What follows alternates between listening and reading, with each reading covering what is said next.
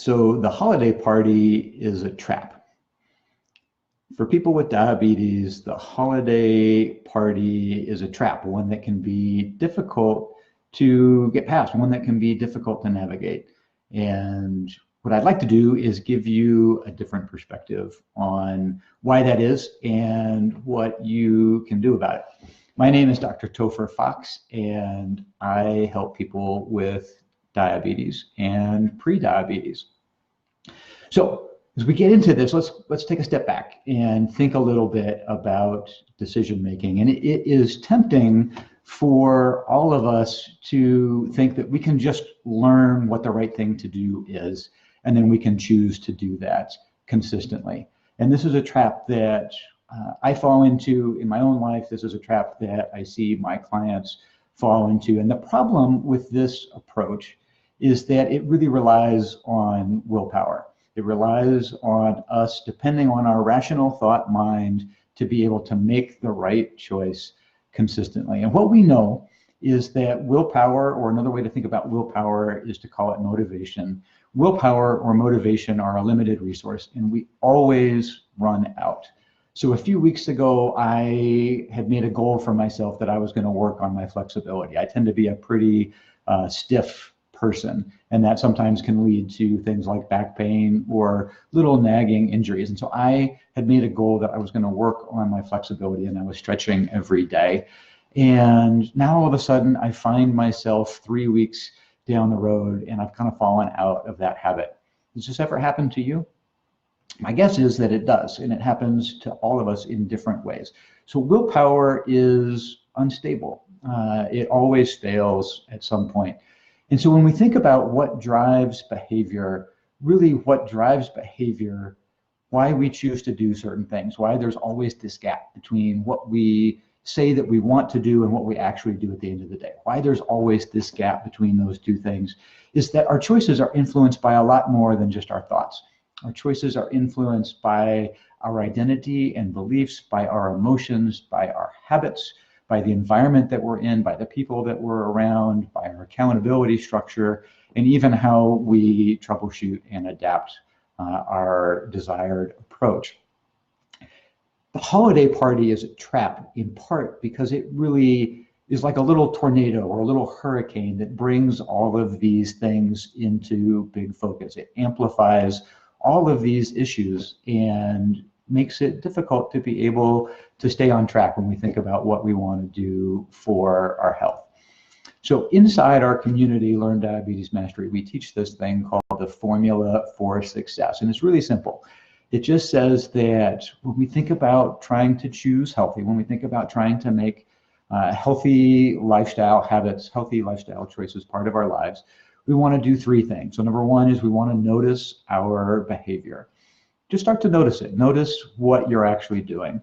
So that number two, you can understand yourself better. You can understand why you're making those choices. And then number three, you can start to use that information to be more successful. So there are a lot of lists that you can find on the internet. If you Google surviving the holidays or getting through the holidays, you'll find that everyone else is saying, here's 9 tips for getting past the holidays. Here's 10 tips. Here's 12 tips for how to survive the holiday party. I want you to understand why these work. I want to tell you why these work. And so I'm going to give you a little different perspective, a unique perspective, and hopefully one that will help you through this holiday season over the next 2 or 3 minutes. And so those things that I just mentioned, identity and beliefs, emotions, habits, environment, let's run through those as they come to the holiday party, as they reflect on the holiday party. Let's run through those and just see how you might think about them and how you might think about your own holidays, your own approach, how you show up at the holiday party and how you might be more successful this year. So start with identity or beliefs. When you go to a party, who are you, right? Who do you become when you are at the party? So an example here would be, let's take somebody who believes that they are often the life of the party. They're the center of the party versus somebody who is a wallflower. And I don't know about you, let me know in the comments down below if you tend to gravitate more toward one of those or the other. I tend to be more on the wallflower side. Personally, I don't like being in large groups of people, and particularly making small talk with a large number of people all in one night. Let me know down below what you think you are. But if you believe that you're going to be the life of the party, then you're going to show up at that party in a certain way. Likely you're going to be in the center of a group of people, probably even the center of the room, and you're going to make choices with regard to food and alcohol, and in this day and age, maybe either even other mind-altering substances. But you are going to make choices that are going to lead you to act in a certain way to measure up to that identity. If you are the wallflower, you're likely going to be on the side of the room. You might be more observing, and then you might have certain emotions stirring in yourself about how well you communicate with others, whether others like you, right? You'll be telling yourself a story. And both of those, whether you're the life of the party, whether you're a wallflower, whether you're the person who's counted on to bring the delicious food, any of these things is going to influence how you show up at the party.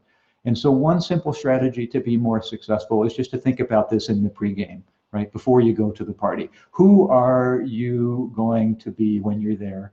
What choices is that likely going to help you or likely force you to make? What choices are you going to make? And do those align with your desired approach for your health? Because if you find that they're not in alignment, you might think about different ways that you could show up. Plan for those ahead of time, different ways that you could show up and still meet your objectives. So how about emotions? So part number 2, we'll talk about emotions. Obviously, the holiday time is a time where emotions can be stirred up in lots of ways. Emotions tend to be heightened. We can feel more joy and love and connection with people that we want to connect with. We might feel more stress around the holidays. We might feel more sadness, perhaps missing those people who are no longer with us.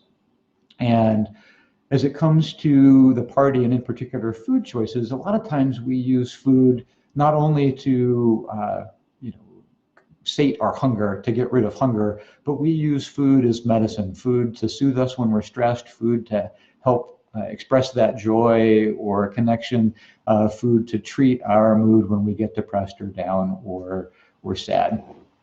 And again, awareness is key here. So a strategy for emotions is both, number 1, to think about what emotions you might experience when you're at the party beforehand, but then also to be aware of them and what's being stirred up when you're at the party. And in particular, if you are using food to soothe emotions or to change your emotions, you can think about alternative ways that you might be able to achieve those same goals. So if you're trying to reduce stress, are there alternative ways that you could reduce stress? Perhaps stepping outside for a few minutes, taking some deep breaths, even going for a short walk. Or if you're trying to express love and connection, perhaps that can be done just through conversation or for playing a game together. Lots of different ways that we can navigate the emotions. All right, third one, we're going to fly through these. So how about habits? Often as habits, this is one that I love, is that when we're kids, we are taught to eat what's on our plate, right? To clean our plates. And so there's this observation, and it's interesting that 90% of people, at least in this one study, 90% of people going through a buffet would eat everything that is on their plate. And so strategy here is simply to be aware of that and to put less on your plate, right? You can use a smaller plate so that you're not tempted to take as big a portions, or because a lot of time the enjoyment that we get from food comes in the first few bites in particular, you can still allow yourself to sample lots of foods, but just take smaller portions, smaller tasting portions of each of those. How about the environment? The environment that we're in influences our choices. And often when we step into the holiday party, we're not really in charge of that environment. We don't have a lot of control. But chances are good there's going to be certain things in your environment that are temptations. And a simple strategy here is to put more distance between you and temptation. So this is the idea, you'll see this recommendation that you don't want to stand next to the buffet table. So simply putting more distance between yourself and those things that you find tempting, going into a different room, like I say, stepping away from the buffet table, removing yourself from temptation can be a great strategy to help yourself stay on track. 2 more. People. What about the people that we're around? Well, people stir up a lot of emotions that we've been talking about. And in a very general sense, you can find that when it comes to making healthy choices, people are going to fall into two groups. So there are going to be those people that encourage you, that lift you up, that help you to stay aligned with your desires, and there are going to be people who tend to push you down or encourage you to make less healthy choices. And so as you navigate that party environment, being aware of how people are influencing you, and very simple strategy would be to try to spend more time with those people who lift you up and spend less time with those people who are encouraging you to go off track. Not always 100% easy to do, but certainly something to think about as you navigate that party environment. And finally, for the last one, let's talk about accountability structure.